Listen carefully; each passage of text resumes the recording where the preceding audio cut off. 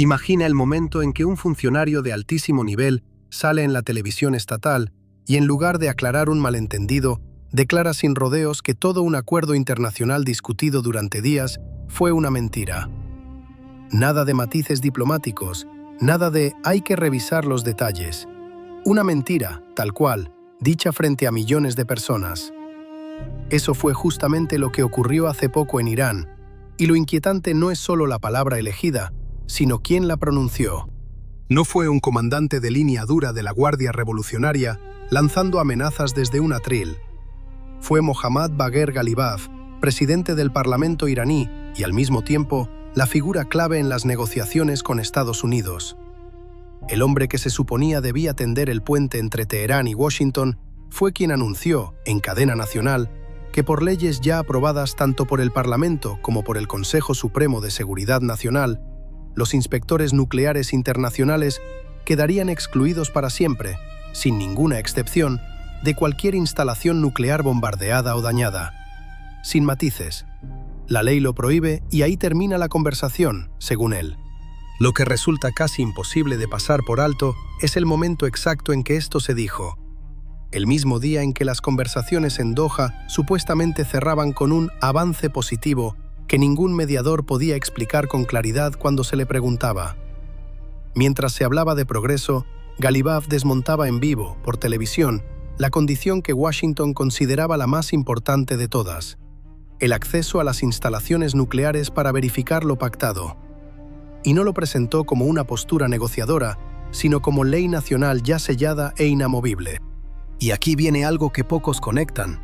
Mientras esa declaración se difundía, comandantes militares iraníes advertían que atacarían cualquier barco en el estrecho de Hormuz que no siguiera rutas no autorizadas.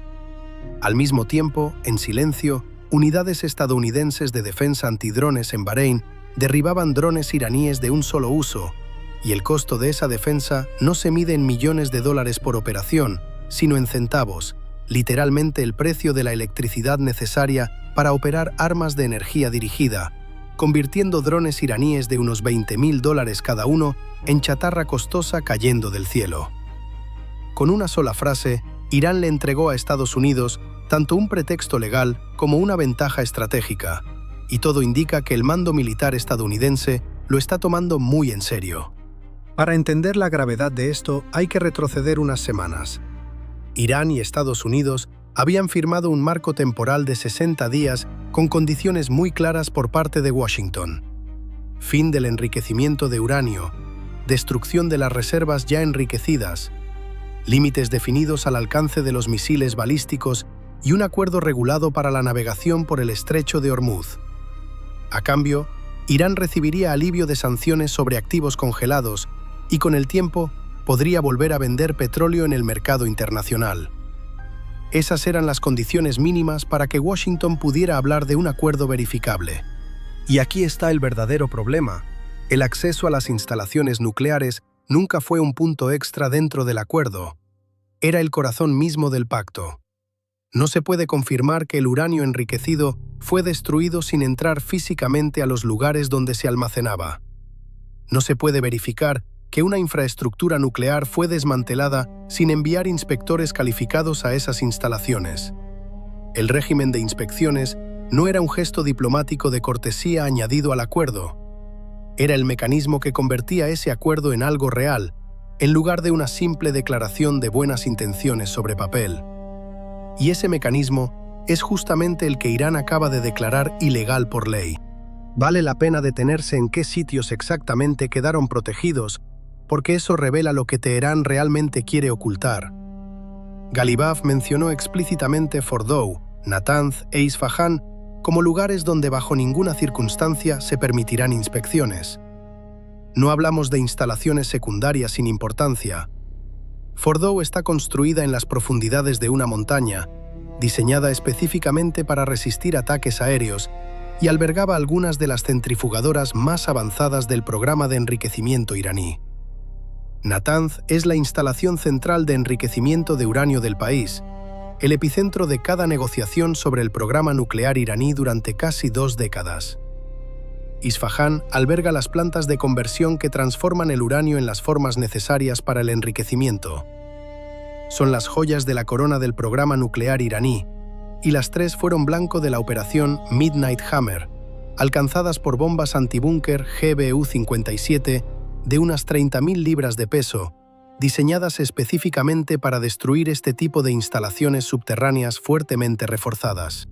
La pregunta de qué quedó realmente en pie de esas instalaciones, si algún equipo sobrevivió, si el material enriquecido fue evacuado a tiempo, si con suficiente tiempo y apoyo externo podría reconstruirse capacidad útil, esa pregunta solo podría responderse con una inspección física.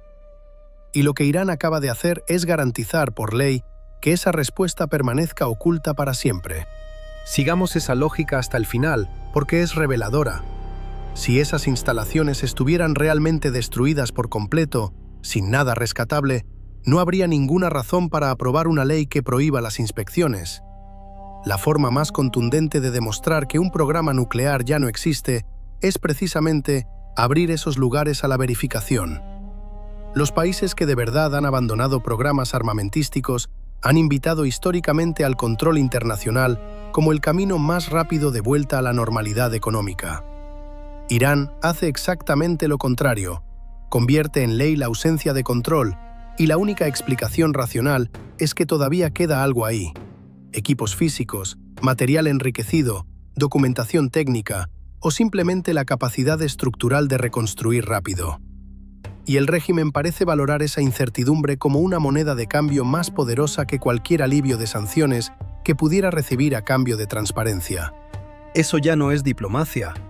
Es un régimen que quiere que le paguen por algo que no entregó, mientras impide por ley que alguien verifique si en verdad lo entregó. Firmar un acuerdo que exige acceso a las instalaciones más sensibles del país, mientras al mismo tiempo se prohíbe ese acceso por ley nacional, no es un compromiso diplomático. Es un cimiento que ambas partes ya saben que no existe. Y aquí entra la dimensión militar, apenas mencionada en la cobertura pública, pese a su peso real. Cuando un Estado establece por ley que ciertas instalaciones quedan excluidas para siempre de todo control internacional, no solo complica las negociaciones diplomáticas, puede terminar dándole a la otra parte una base jurídica y estratégica para buscar la verificación por otros medios. Washington ha insistido una y otra vez en que un final verificable del programa nuclear iraní es la condición indispensable de cualquier acuerdo sostenible. Si Irán acaba de cerrar por ley la vía diplomática de verificación, la pregunta sobre mecanismos alternativos se vuelve urgente. La GBU-57 se fabricó en cantidades limitadas con un propósito muy específico: destruir justamente este tipo de instalaciones nucleares subterráneas fuertemente protegidas que Irán ahora quiere blindar para siempre. No son bombas de uso general, son instrumentos de precisión diseñados para resolver un problema muy concreto, como destruir una instalación que un paquete de ataque convencional no puede alcanzar.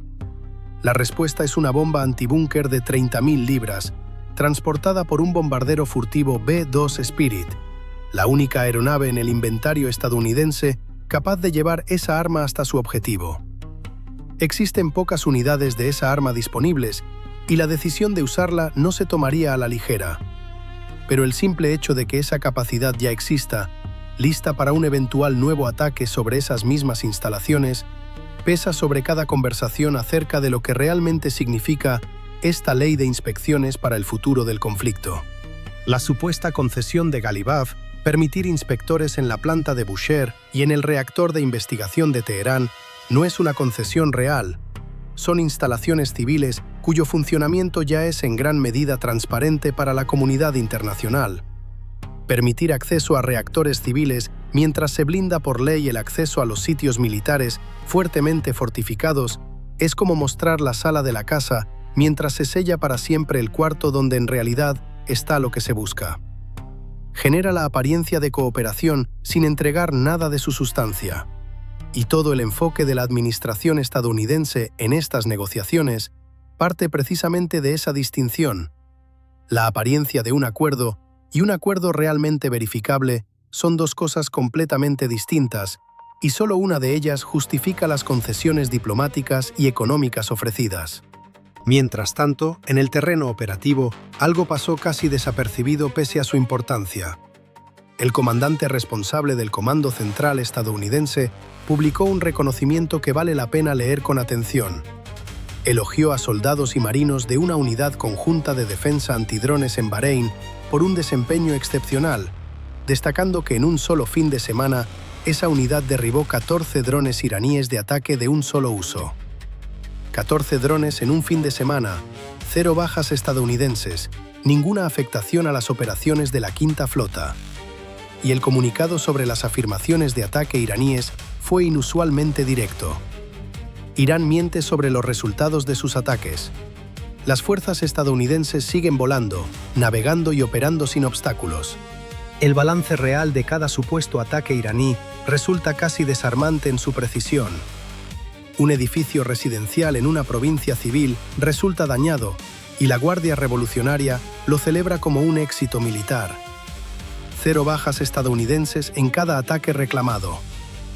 Un supuesto ataque con 12 misiles balísticos contra una base aérea terminó siendo en realidad 20 misiles disparados, 20 interceptados, 0 bajas, sin daño material relevante por los intentos de intercepción. El patrón se repite idéntico en cada incidente. Irán dispara, Irán proclama un golpe certero contra un objetivo militar, y la realidad consiste en munición interceptada, instalaciones estadounidenses intactas y ningún efecto sobre la capacidad operativa. Los medios estatales iraníes presentan cada afirmación como una victoria en el campo de batalla, mientras el comando estadounidense responde con el balance real de los daños. Esa brecha entre ambos relatos no es cuestión de perspectivas distintas sobre un mismo hecho. Es la distancia entre lo que la Guardia Revolucionaria necesita hacerle creer a su propia población y lo que en verdad ocurre en el aire y en el mar. Y esa brecha se cierra, ataque tras ataque, gracias a una combinación de armas de energía dirigida, sistemas de intercepción cinética y una arquitectura de defensa por capas que Estados Unidos lleva meses construyendo y refinando en la región. El sistema de microondas de alta potencia Epirus Leonidas dispara un pulso capaz de destruir la electrónica de todo un enjambre de drones de una sola vez, no un dron por intento, sino una formación entera, posiblemente decenas simultáneamente, cuyos sistemas de control quedan inutilizados en un instante. Este sistema ya opera en la región bajo mando central, según reportes desde comienzos de año, introducido específicamente contra la creciente amenaza de drones guiados por fibra óptica, frente a los cuales antes no existía contramedida electrónica eficaz. La diferencia clave es esta. La guerra electrónica tradicional interfiere señales de radio, pero los drones guiados por fibra óptica no dependen de señales de radio, así que en el sentido clásico no se pueden interferir. El sistema de microondas de alta potencia evita por completo esa limitación, porque destruye físicamente la electrónica a bordo, sin importar si el dron se controla por radio, por fibra óptica o por cualquier otro protocolo. El pulso de microondas destruye los circuitos y el dron se convierte en metal cayendo del cielo. A eso se suma el sistema Coyote Block 3, un interceptor no cinético basado en el mismo principio de microondas dirigidas, pero diseñado para permanecer en el aire y enfrentar varios blancos en un solo vuelo, en lugar de necesitar un proyectil distinto para cada objetivo. Y encima de todo eso hay plataformas láser de alta energía, entre 50 y 300 kilovatios, con una capacidad de disparo prácticamente ilimitada y un costo por intercepción que no se mide en miles de dólares, sino en el precio de la electricidad para operar el sistema. Compárese eso con el uso de un misil Stinger o un interceptor Patriot, ambos eficaces, pero con un costo por disparo de entre $10.000 y $100.000. Cada dron de la serie Shahed iraní cuesta cerca de $20.000. Las armas de energía dirigida que protegen las bases e instalaciones navales estadounidenses en el Golfo interceptan esos drones a un costo que se acerca prácticamente a cero por disparo. La asimetría de costos que la guerra de drones debía darle a Irán, la posibilidad de infligir pérdidas caras a la defensa estadounidense con drones baratos y desechables, se ha invertido por completo. Irán gasta miles de dólares por dron. Estados Unidos gasta el equivalente a centavos por cada intercepción, y la fuerza de reacción rápida del Comando Central habría reducido el tiempo de aprobación y despliegue de estos sistemas a menos de 60 días, lo que significa que nuevas capacidades defensivas se instalan más rápido de lo que Irán puede desarrollar o adquirir contramedidas eficaces.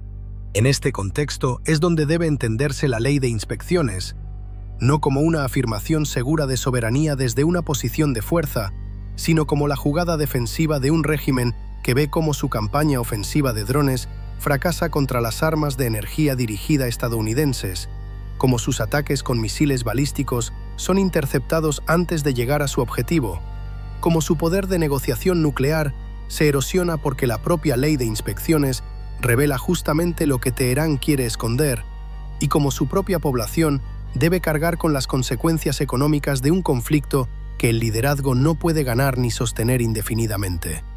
Hay además una dimensión que casi nadie menciona y que muestra la presión personal que enfrenta el equipo negociador iraní.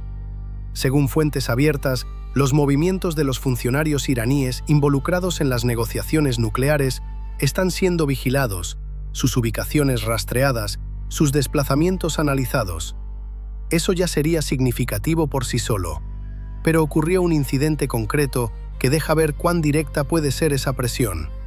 Mientras representantes iraníes viajaban entre Irán y Pakistán para una ronda de conversaciones, escoltados por cazas pakistaníes, 2 aeronaves israelíes ingresaron al espacio aéreo iraní desde la dirección de Irak. La reacción fue inmediata. La delegación iraní tuvo que aterrizar antes de lo previsto en Mashhad, en lugar de completar la ruta planeada y terminar el trayecto hacia Teherán por tierra. Los cazas pakistaníes de escolta, al verse cerca de aeronaves israelíes, comprensiblemente no buscaron la confrontación. Vale la pena pensar en lo que ese incidente realmente revela más allá de la simple molestia táctica. Muestra que quienes se sientan a la mesa de negociación en Doha no se mueven dentro de una burbuja diplomática protegida. Sus desplazamientos son vigilados, sus rutas de vuelo rastreadas, y la posibilidad de interrumpir esos movimientos existe y ya quedó demostrada como algo perfectamente viable. No fue casualidad ni una violación accidental del espacio aéreo. Fue un mensaje deliberado, transmitido con acción operativa en lugar de lenguaje diplomático, esa manera israelí de dejar un punto claro que ninguna declaración por dura que fuera podría transmitir igual. Cuesta imaginar lo que se siente estar sentado en esa mesa, sabiendo que la propia ruta de regreso puede interrumpirse en cualquier momento. Quizás alguien reconozca, en una escala mucho más pequeña, esa sensación de saberse observado justo cuando se supone que debería sentirse a salvo, y baste eso para entender lo que hoy pesa sobre la delegación negociadora iraní. Todo esto ocurre en paralelo a otros frentes: operaciones kurdas en la cordillera de Zagros, actividades de resistencia dentro de ciudades iraníes, las mismas armas de energía dirigida derribando drones sobre Bahrein, la presión constante sobre la capacidad de almacenamiento de la isla de Karg, y esta ley que ha convertido en ilegal, según el propio derecho iraní, la exigencia estadounidense de verificación nuclear. Todos esos factores de presión actúan al mismo tiempo sobre un régimen que intenta manejarlos todos a la vez, mientras sostiene, en Doha, la apariencia de un compromiso diplomático coherente. Y viendo el panorama completo, la pregunta que queda flotando es bastante incómoda. Si uno estuviera en el lugar de Teherán, convencido de que la transparencia le cuesta su última carta de negociación, pero sabiendo al mismo tiempo que ese mismo secretismo puede provocar el próximo golpe, ¿qué haría? Y si uno estuviera en el lugar de Washington, con un acuerdo construido sobre un cimiento que la otra parte ya declaró inválido en público, ¿seguiría confiando en la mesa de negociación o empezaría a mirar hacia otras opciones? El reloj de los 60 días sigue corriendo, y lo que suceda en esas semanas dirá si esta ley termina retirándose en silencio bajo presión o si se convierte en la base legal formal del fracaso de todo el acuerdo.